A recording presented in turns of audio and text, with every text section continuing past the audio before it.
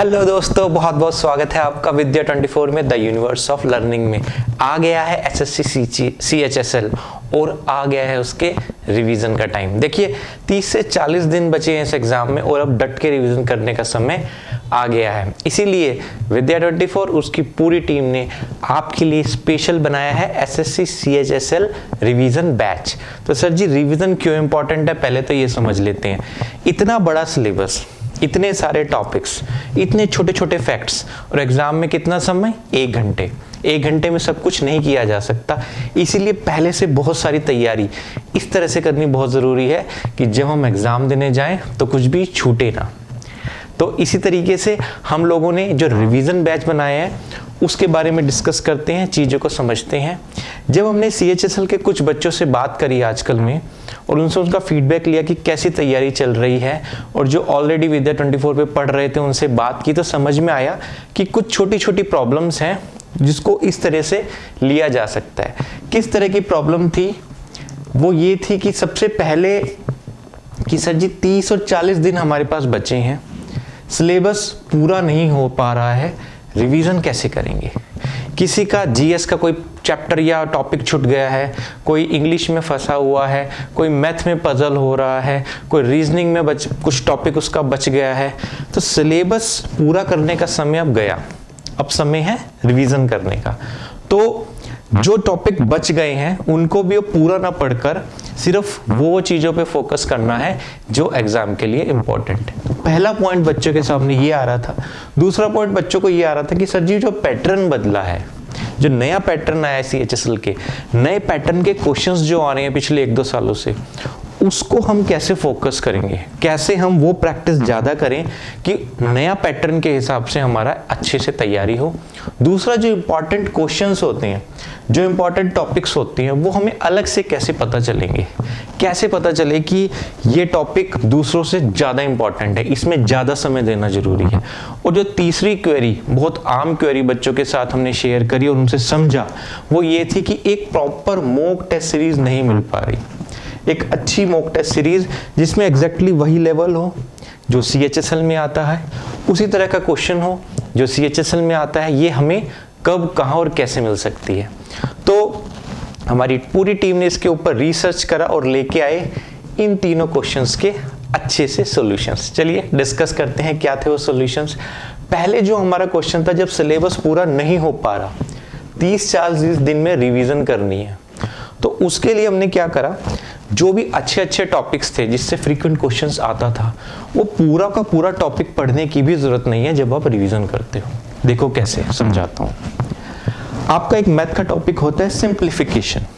अब सिंप्लीफिकेशन में बहुत सारी चीज़ें आती हैं, आपका डेसिमल भी आता है, फ्रैक्शंस भी आता है, आपका स्टेटमेंट वाले क्वेश्चंस भी आते हैं, वर्ड प्रॉब्लम्स भी आती हैं और वी बोर्ड मास भी आता है। तो सर जी जो वी बोर्ड मास है उससे 2 क्वेश्चन पूछे जाते हैं।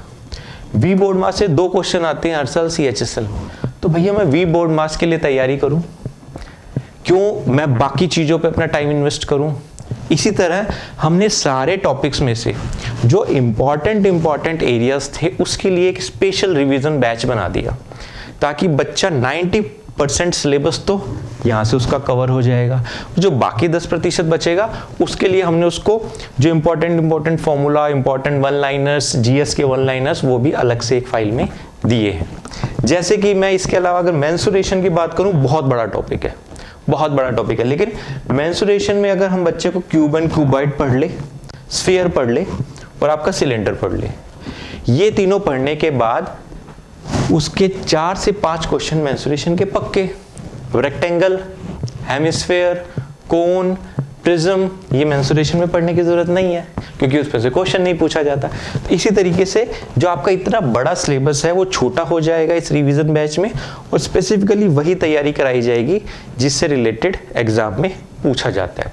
दूसरा सवाल हमारे पास था कि new pattern, important topics, important questions को कैसे हम समझें, कैसे हम अलग करें। ये उस तरह के बच्चों के साथ ज़्यादा प्रॉब्लम आती है जो GS और इंग्लिश में कहीं अटक गए हैं। देखो GS है बहुत बड़ा, हिस्ट्री, ज्योग्राफी, पॉलिटी, आपको उसके बाद पूरा करंट अफेयर पढ़ना है, स्टैटिक GK पूरा पढ़ा हुआ है आपका एयरपोर्ट से लेकर, तो बहुत सारी चीज़ें हैं इसमें। रिवर्स हो गए, फोक डांस हो गए, आर्ट एंड कल्चर, पर्सनालिटीज, इतना बड़ा स्टैटिक जीके रिवाइज नहीं किया जा सकता। तो इसमें भी क्या है, CHSL क्या मांगता है, हम उस पर फोकस करेंगे और उसका लेवल क्या है। देखो इंग्लिश में एक चीज है, मान लो सिनोनिम एंटोनिम्स है, इंग्लिश में सिनोनिम एंटोनिम्स है, भैया सिनोनिम एंटोनिम्स 1000 भी पढ़ लोगे तो भी कम है एग्जाम के लिए, लेकिन वो कितने 150 से 200 कौन से इंपॉर्टेंट हैं जो एग्जाम के लेवल के हैं, रिपीटेड है, एग्जाम में पूछे गए हैं बार बार और एग्जाम से बहुत करीब है, आने की संभावना सबसे ज्यादा है, तो हम अभी यही पढ़ेंगे।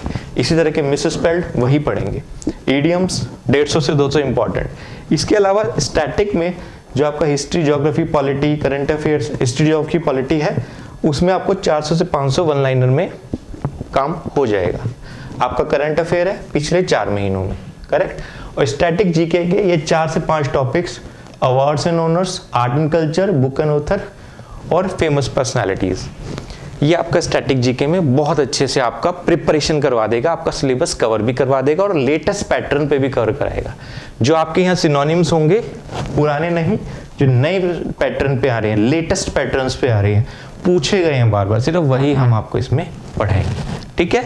तीसरा क्वेश्चन था कि सर जी सिलेबस अब मेरा पूरा हो गया, करेक्ट, मैंने इंपॉर्टेंट चीजों पे फोकस ज्यादा करा है, इंपॉर्टेंट टॉपिक्स पे फोकस ज्यादा किया है। अब बात आती है एग्जाम देने की। एग्जाम देने से पहले अगर आपने 10 से 12 बार उसी कंडीशन में अपने आप को ढाल लिया, भैया 60 मिनट का पेपर है, एक भी मिनट वेस्ट नहीं करना, उस 60 मिनट में अपने आप को ढाल लिया कि कैसे मेरे को एग्जाम देना है, किस तरह सोचना है, किस तरह के क्वेश्चन अटेम्प्ट करने हैं, तो 10 से 12 मॉक टेस्ट लगाने बहुत जरूरी है। तो हमने क्या बनाई, एक मॉक टेस्ट सीरीज। इस मॉक टेस्ट सीरीज में आपको क्या मिलेगा, आपको वही लेवल ऑफ क्वेश्चन, उतने क्वेश्चन, उतना समय, 130 से 140 के बीच में कट ऑफ आने की संभावना है। तो इसी को ध्यान में रखते हुए हमने ये 10 से 12 मॉक टेस्ट बनाए हैं, हिंदी वालों के लिए अलग, इंग्लिश वालों के लिए अलग। तो क्या करेंगे हम लोग, पहले अपना सिलेबस कवर करेंगे फटक से, उसके बाद हम क्या करेंगे, जो इंपॉर्टेंट टॉपिक्स है उसको दोबारा से फोकस मारेंगे और फिर अपने देंगे मॉक टेस्ट। इसमें प्रीवियस ईयर क्वेश्चंस भी हैं, रिपीटेड क्वेश्चंस भी हैं। ये देने के बाद हम एग्जाम के लिए एकदम हो जाएंगे तैयार। तो उसके बाद बस घबराना नहीं है, अच्छे से एग्जाम देना है। और इन सभी चीजों को हमने पूरा कवर किया है SSC CHSL के रिवीजन बैच में, जो आपको विद्या 24 पे मिल जाएगा। आप ले सकते हैं, इस कोर्स को लीजिए, जल्दी से लीजिए, अपना एग्जाम का रिवीजन जल्दी से स्टार्ट कीजिए और अपने लक्ष्य तक पहुंचिए। किसी भी टॉपिक में आपको घबराना नहीं है, छोड़ना नहीं है, कोई भी टॉपिक पे अपने आप का कॉन्फिडेंस लूज नहीं करना है। और ये बात हमेशा याद रखनी है कि अंधेरा है तो क्या हुआ, अंधेरा है तो क्या हुआ, हौसला रखता हूं आसमान को छूने का। धन्यवाद।